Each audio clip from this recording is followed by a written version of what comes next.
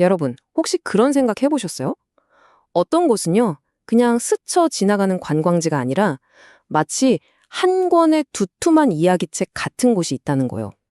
바로 오늘 돌과 나무로 쓴 살아있는 역사책 불국사의 페이지를 한번 넘겨보려고 합니다. 이 풍경 좀 보세요. 이게 바로 우리가 함께 읽을 책의 첫 페이지예요. 불국사는요, 정말 신기하게도 한 걸음 내디딜 때마다 역사의 새로운 장면이 눈앞에 펼쳐지는 그런 아주 특별한 곳입니다. 아니, 근데 이 책이 얼마나 대단하냐면요. 바로 이 숫자가 모든 걸 말해줍니다. 우리나라 국보가요, 무려 7점이나. 바로 여기 이 불국사 한 곳에 다 모여 있다는 거예요. 와, 이건 뭐 말 그대로 보물창고나 다름없죠. 그리고 이 가치는요, 우리나라뿐만 아니라 전 세계가 인정한 겁니다. 1995년에 신라시대 건축이 가진 그 독특하고 아름다운 가치를 인정받아서 유네스코 세계문화유산으로 딱 등재됐거든요. 그러니까 이건 1000년 넘게 우리 곁을 지켜온 인류 모두의 보물이라는 공인도장을 받은 셈이죠. 자, 그럼 이제 본격적으로 이 책의 첫 번째 챕터를 펼쳐볼까요? 자연의 품에 안긴 건축. 불국사라는 이 위대한 건축물이 어떻게 주변의 산과 완벽하게 하나가 되는지 그 비밀을 한번 파헤쳐 보겠습니다. 이 사진을 보시면 바로 느낌이 오실 거예요. 보통 큰 건물들은 평평한 땅에 딱 하고 세우잖아요. 근데 불국사는 그게 아니에요. 토함산의 비탈진 경사를 깎아내지 않고 오히려 그 지형을 그대로 살려서 지었습니다.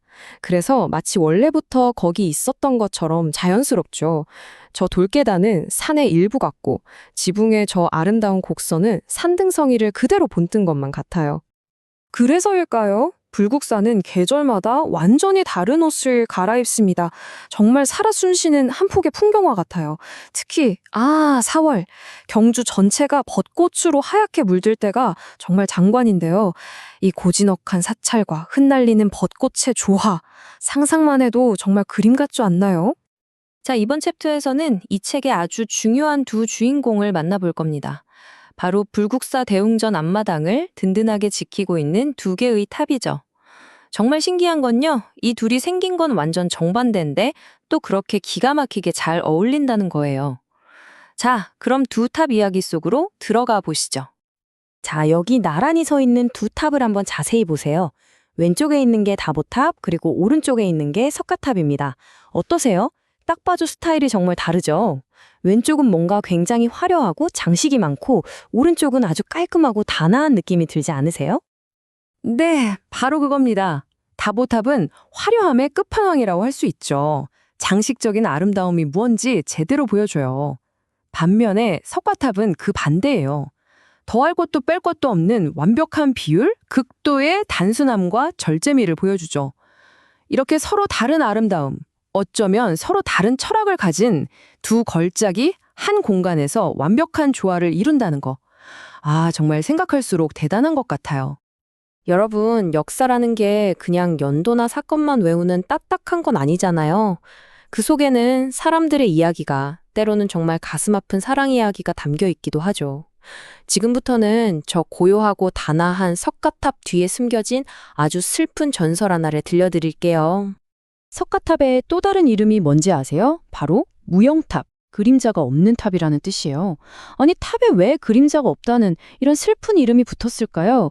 그 이유를 알려면 차가운 돌에 새겨진 한 뜨거운 사랑 이야기 속으로 들어가 봐야 합니다.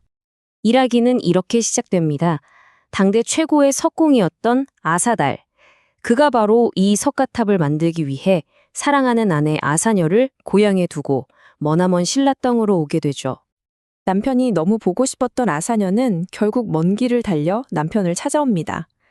하지만 탑이 완성되기 전엔 아무도 들여보낼 수 없다는 규칙에 막혀버려요. 안타깝게 여긴 한 스님이 탑이 완성되면 저기 저 연못에 그림자가 비칠 것이니 그때를 기다리라고 일러주죠. 아사녀는 그 말 하나만 굳게 믿고 매일같이 연못만 들여다보며 남편을 기다리고 또 기다립니다.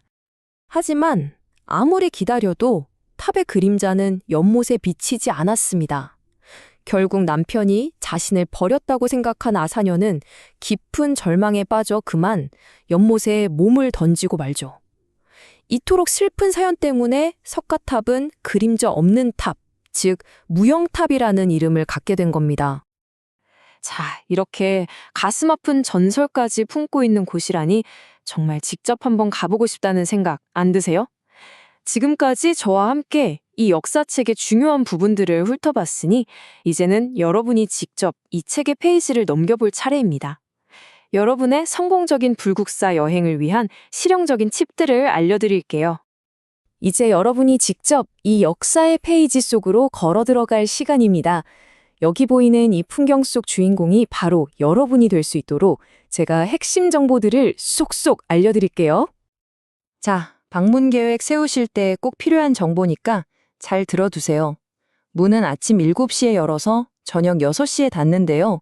동절기, 그러니까 겨울에는 조금 일찍 5시 반에 마감합니다. 그리고 정말 좋은 점은 쉬는 날이 없어요. 연중 무휴니까 언제든 마음 편하게 찾아가시면 됩니다. 여기서 저만의 꿀팁을 좀 드릴게요. 첫째, 가장 아름다운 불국사를 보고 싶다? 그럼 무조건 4월, 벚꽃 필 때 가세요. 정말 후회 안 하실 겁니다. 둘째, 그냥 눈으로만 보는 것보다 훨씬 더 깊이 있는 여행을 하고 싶다면 문화관광 해설사님의 설명을 꼭 들어보세요. 아는 만큼 보이거든요. 마지막으로 불국사만 보고 오면 좀 아쉽죠? 바로 근처 토암산 정상에 있는 석굴암까지 함께 둘러보시는 게 최고의 코스입니다. 이 두 곳은 세트나 마찬가지거든요. 결국 다시 처음으로 돌아오게 되네요. 불국사는 대체 어떤 곳일까? 오늘 함께 둘러보니 확실해졌습니다. 이곳은 그냥 인증사 찍고 휙 둘러보고 나오는 그런 곳이 절대 아니에요. 한 페이지 한 페이지 그 안에 담긴 의미를 천천히 음미하면서 읽어야 하는 바로 우리 곁에 있는 살아있는 역사책입니다. 자, 이제 여러분께 질문을 드릴게요. 만약 여러분이 이 불국사라는 책을 펼친다면 가장 먼저 어떤 페이지부터 읽고 싶으세요? 화려함의 극치를 보여주는 다보탑의 이야기? 아니면 석가탑의 애틋한 사랑 전설? 혹은 자연과 하나가 된 그 경이로운 건축미?